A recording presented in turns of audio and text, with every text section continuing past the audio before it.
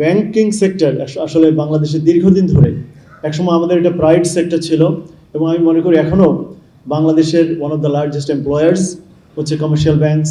এবং ব্যাংকিং মানে শুধু কমার্শিয়াল ব্যাংকস না, এখানে এখন নন ব্যাংক ফিনান্সিয়াল ইনস্টিটিউশনস এবং investment houses, investment banking, asset management companies অনেক বড় একটা সেক্টর, এবং এই সেক্টরের সাথে আবার ইন্স্যুরেন্স সেক্টরও জড়িত। So total overall financial services sector আমাদের দেশে অনেক গ্রো করেছে, যেটা একটা প্রাইড সেক্টর হতে পারত।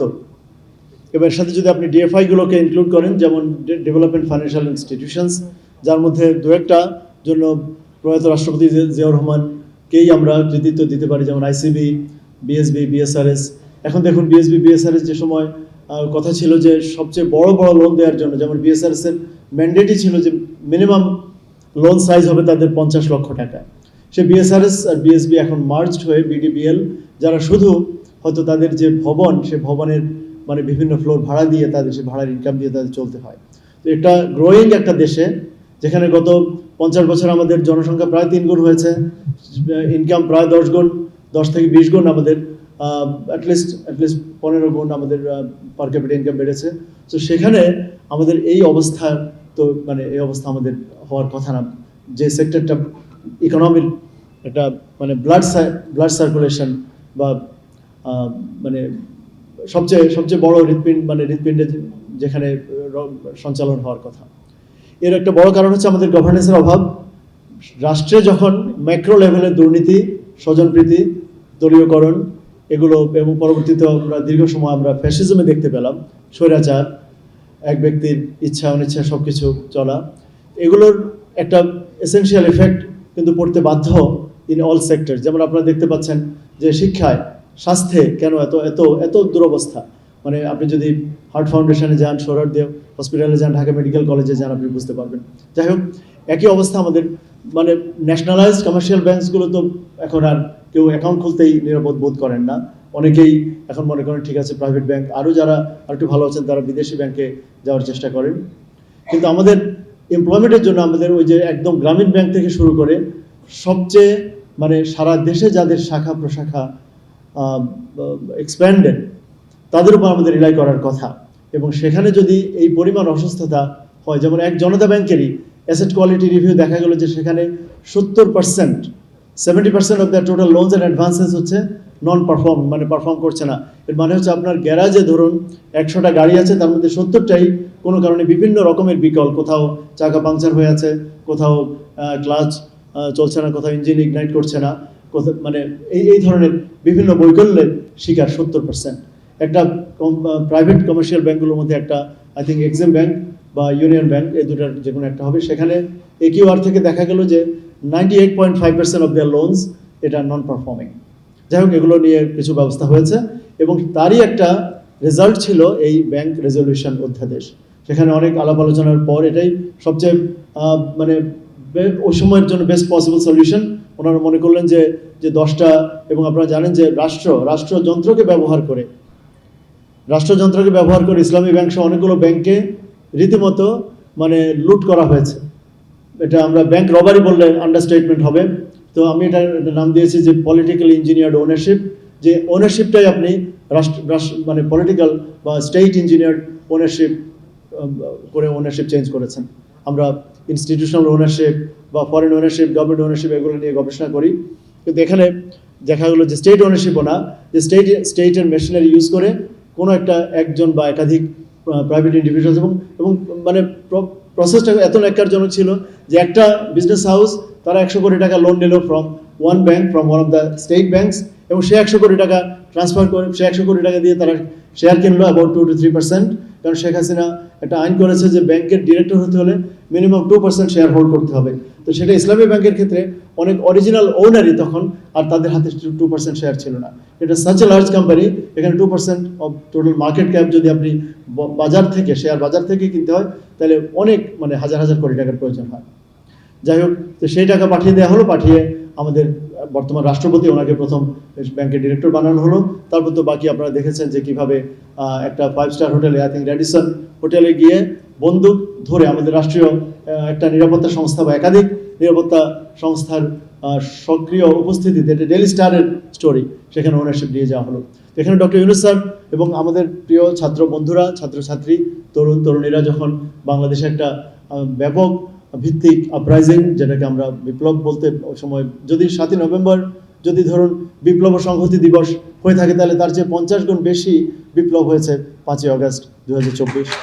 সো আমরা কিন্তু অফিসিয়ালি কিন্তু আমরা ছোট ছিলাম, আমরা 7ই নভেম্বরে আমরা বিপ্লব ও সংহতি দিবস পালন করেছি অনেক বছর। শেখ হাসিনা এসে বন্ধ করেছেন, আশা করি আবার হয়তো চালু হবে এখন বিএনপি ক্ষমতায় আসার পর। তো তাহলে আপনি 24-এর এই যে মানে ব্যাপক ভিত্তিক গণ আন্দোলন, গণ বিস্ফোরণ, গণ অভ্যুত্থানকে আপনি কি বলবেন? যাই হোক, এর একটা এসেনশিয়াল ফল হলো যে আমরা ব্যাংকিং সেক্টরে কিছুটা নৈরাজ্য, 17 থেকে 18টা ব্যাংকের বোর্ডকে রিকনস্টিটিউট করা হলো, ভেঙে দিয়ে মোটামুটি ব্যাংকের অরিজিনাল ওনার্স, যারা ব্যাংকার বা ব্যাংকিং খাতের আমানতদারি যারা রক্ষা করতে পারে, তাদেরকে দেওয়া হলো। এরপর আসলো ব্যাংক রেজলিউশন অধ্যাদেশ, যেখানে 5টি ব্যাংকে একটা সম্মিলিত ইসলামী ব্যাংক নামে একটা ব্যাংক করা হলো। এবং এই অধ্যাদেশে শুধু একটি ব্যাংক না, এটা ভবিষ্যতের জন্য বলা হলো যে কোনো ব্যাংক যদি রেজলিউশনের পর্যায়ে আসে, তাকে রিজলভ করা বা ডিজলভ না করে তাকে অন্যভাবে, তাকে এক ধরনের মানে আমেরিকাতে যেটা চ্যাপ্টার 11 ব্যাংক্রাপসি, সেই ব্যাংক্রাপসির মতো করে, যে আপনি আপাতত কিছু সময়ের জন্য আপনি একটা ধরুন আইসিইউতে থাকবেন, সেখান থেকে আপনি আবার সুস্থ হলে আপনি ওয়ার্ডে ফিরে আসবেন, তারপর কেবিন থেকে বাসায় চলে যাবেন। এই সময়টা দেওয়ার জন্য এখন বর্তমান সরকার যে চালাকিটা করেছে, যেটাকে আমি আরেকটি প্রোগ্রামে বলেছিলাম যে অত্যন্ত মানে লো গ্রেড চালাকি বা ক্লেভার মেকানিজম ওনারা অ্যাডপ্ট করেছেন।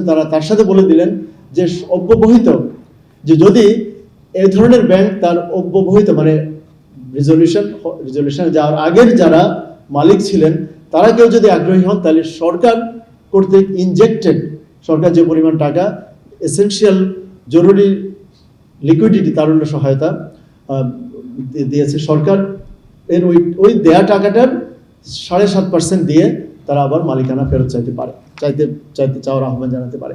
এখন দ্য ইস্যু ইজ যে ইসলামী ব্যাংকে ধরুন সরকার দিয়েছে প্রায় 2300 কোটি টাকা, এখন ইসলামী ব্যাংক আবার শোধ করে দিয়েছে 1500 কোটি টাকা, তাহলে আর বাকি 800 কোটি টাকার 7 বা 7.5% হয় রেয়ারলি ধরুন 57 কোটি টাকা।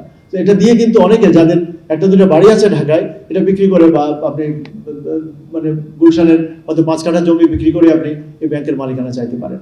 এখন এত সহজে আপনি ঠিক ইমিডিয়েট আগে যারা, কিন্তু তারও 10 বছর 15 বছর আগে, বা ওই যে 2017 সালে যখন ব্যাংকটাকে বন্দুক ধরে নিয়ে যাওয়া হলো, তখন যাদের ওনারশিপ কেড়ে নেওয়া হলো, তাদের জন্য কিন্তু সরকার সুযোগটি উন্মুক্ত করেন নাই। এবং এটাকে আমি নিম্নমানের চালাকি বলি, যে আপনি বিশেষ কিছু ব্যক্তি বা সেকশন অফ পিপলের হাতে ব্যাংকগুলো তুলে দেওয়ার জন্য এটা করেছেন বলে আমরা সন্দেহ করার যথেষ্ট কারণ রয়েছে। কারণ আপনি অব্যবহিত আগে কেন বলবেন?